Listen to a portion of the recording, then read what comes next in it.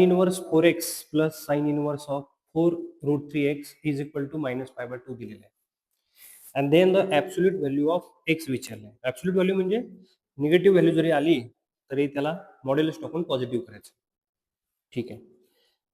आता बघा ज्या वेळेला इन्व्हर्स फंक्शन येईल ना त्यावेळी त्याला एक अँगल कन्सिडर करा. पहिल्याला समजा आपण अल्फा केला, दुसऱ्या टर्मला साइन इनवर्स ऑफ 4√3x ला बीटा कन्सिडर केला.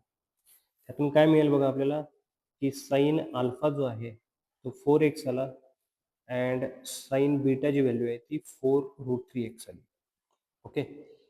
दिलेलं गिवन इक्वेशन काय होईल बघा, alpha plus beta is equal to -π/2 होईल. बीटाची व्हॅल्यू काय मिळेल बघा, -π/2 मायनस अल्फा होईल. ठीक आहे. आता समजा आपण दोन्हीकडे साइन हे ट्रिग्नोमेट्रिक रेशोज अप्लाय केलं. Sine beta sine of -π/2 minus alpha आहे ना, तिथून समजा आपण मायनस कॉमन घेतलं तर मायनसचं प्लस होऊन जाईल, म्हणजे sine of minus of π/2 plus alpha. आणि साइन ऑफ मायनस थिटा जो असतो तो किती असतो बघा, मायनस साइन थिटा. म्हणजे हे बाहेरचं आतलं जे ब्रॅकेटमधलं मायनस आहे ते बाहेर आलं तर ते मायनस होईल. राहिलं काय बघा, साइन ऑफ π/2 प्लस अल्फा. आणि sine π/2 plus theta, π/2 that is Y ॲक्सिसवरचा अँगल आहे, साइनचं कन्व्हर्जन कॉस होईल. म्हणजे साइन बीटाची व्हॅल्यू किती मिळाली बघा, मायनस कॉस अल्फा. पण साइन बीटा जो आपण कन्सिडर केलाय तो किती कन्सिडर केलाय, 4√3x. म्हणजे इथं काय व्हॅल्यू पुट करता येईल बघा, 4√3x is equal to minus cos alpha, that is cos अल्फाची व्हॅल्यू -4√3x. ठीक आहे, ही एक व्हॅल्यू आपल्याला मिळून गेली. ठीक आहे. आता पुढे बघा कसं करता येईल तुम्हाला, की कॉस अल्फा मिळालाय म्हटल्यानंतर sine square alpha plus cos square alpha is equal to 1 आहे. तर cos square alpha is equal to 1 minus किती होणार बघा, साइन स्क्वेअर अल्फा. बरं, कॉस अल्फाची व्हॅल्यू किती आहे, -4√3x चा स्क्वेअर, 1 मायनस साइन अल्फा आपण कन्सिडर केले 4x चा झाला स्क्वेअर. सिम्प्लिफाय करा, 4 चा स्क्वेअर -4 चा स्क्वेअर 16, √3 चा square 3x square, 1 minus 16x square होईल. म्हणजे हे 48x square plus 16x square is equal to 1. 64x square is equal to 1. That is x square is equal to 1/64.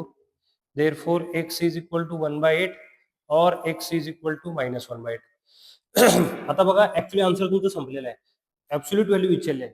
जरी x तुमचा -1/8 आला तरी त्याला पॉझिटिव्ह करायला पाहिजे, म्हणजे असं. आणि इथं झालेलं आहे x इज इक्वल टू 1/8, म्हणजे ऑप्शन नंबर तर ए तुमचा सॅटिस्फाय होतोय. समजा दोन्ही ऑप्शन ऍब्सोल्यूट व्हॅल्यू नसती याच्यामध्ये आणि जर तुम्हाला सोल्युशन विचारलं असतं तर तुम्हाला ते व्हेरिफिकेशन क्रॉस करून घेतलं पाहिजे. दिलेल्या इक्वेशन मध्ये आपल्याला x ची व्हॅल्यू जी आलेली आहे ना ती पुट करून बघता आला पाहिजे, सॅटिस्फाय व्हायला पाहिजे RHS. आता समजा at x is equal to 1/8 put केलं आपण, तर ते sine inverse 4 × 1/8 plus sine inverse 4√3 × 1/8 असं दिलं. आन्सर -π/2 यायला पाहिजे. हे हाफ होईल, हे हाफ होईल. तर साइन इनवर्स ऑफ 1/2 म्हणजे π/6 होईल. हे √3/2 म्हणजे π/3 होईल, दॅट इज π/2 येईल. पण आन्सर तर त्यांनी किती दिलेला आहे, -π/2. मग हा ऑप्शन तुमचा सॅटिस्फाय तर झालाच नसता. म्हणजे आता बघा सेकंड ऑप्शन जर बघितलं आपण, म्हणजे x इज इक्वल टू -1/8 हा ऑप्शन जर हे जे x ची व्हॅल्यू पुट करून बघितली तर साइन इनवर्स 4 × -1/8 मायनस हाफ होणार.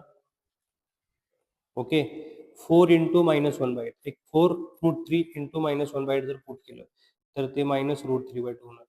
Okay. And sign inverse of -x minus sine inverse x असते, म्हणजे ते -π/6 -π/3 -π/2 येणार. म्हणजे जे आपलं इथं x ची व्हॅल्यू येणार आहे ती x इज इक्वल टू -1/8 ला हे इक्वेशन सॅटिस्फाय होतं. आणि ह्याची ॲब्सोल्यूट व्हॅल्यू विचारल्यामुळे प्लसच करायला पाहिजे ना, ह्याची मॉड्युलसमध्ये व्हॅल्यू घेतली पाहिजे. ती जी व्हॅल्यू येणार ती 1/8 ऑप्शन नंबर ए येणार. पण पर्टिक्युलर जर आपल्याला x ची व्हॅल्यू विचारली असती तर मात्र तुम्हाला -1/8 हे आन्सर लिहायला लागलं असतं.